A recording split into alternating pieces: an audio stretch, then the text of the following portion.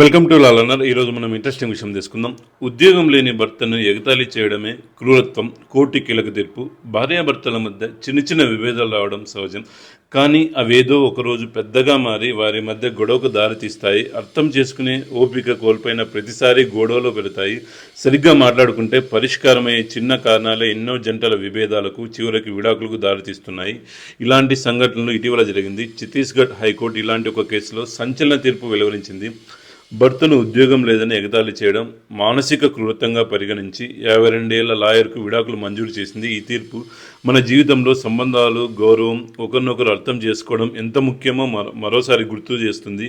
అసలు ఏం జరిగిందంటే డిసెంబర్ 26, 1996లో బిలైలో వివాహం చేసుకున్న ఒక జంట కథ ఇది. వీరికి 19 ఏళ్ల కూతురు, 16 ఏళ్ల కొడుకు ఉన్నారు. ఈ భర్త ఒక లాయర్ తన భార్యకు పిహెచ్డి పూర్తి చేయడంలో సాయం చేశాడు.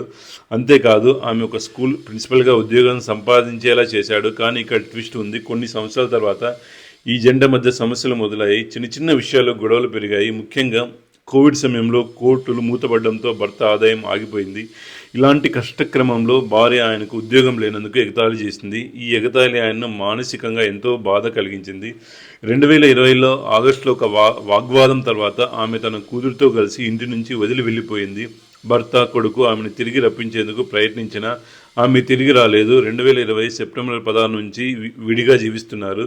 ఇది ఛత్తీస్గఢ్ హైకోర్టు ముందుకు రాగా జస్టిస్ రజనీ దుబే, జస్టిస్ అమితేంద్ర కిషోర్ ప్రసాద్లు డివిజన్ బెంచ్ ఈ కేసును విచారించింది. 2023 అక్టోబర్లో ఫ్యామిలీ కోర్టు ఈ భర్తను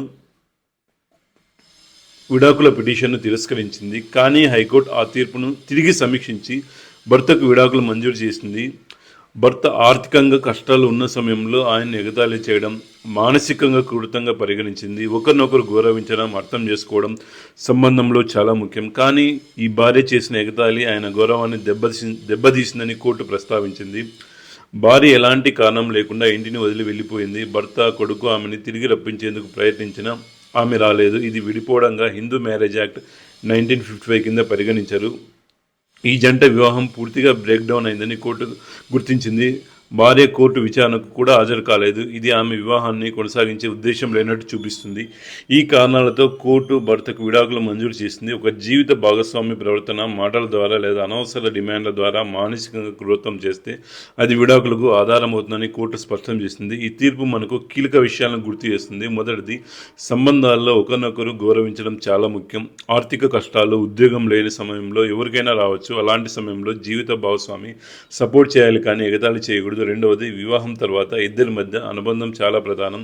ఒకరు ఆ అనుబంధాన్ని కొనసాగించే ఉద్దేశం లేకపోతే ఆ సంబంధం కొనసాగించడం చాలా కష్టం. దీని గురించి ఇద్దరు కూర్చొని మాట్లాడుకోవాలి. అయినా కుదరకపోతే అప్పుడు నిర్ణయించుకోవాలి. కోర్టు ఇచ్చిన జడ్జిమెంట్పై మీ ఒపీనియన్ని కామెంట్ రూపంలో తెలియజేయండి. Please subscribe my channel. Thank you for watching video. జై హింద్.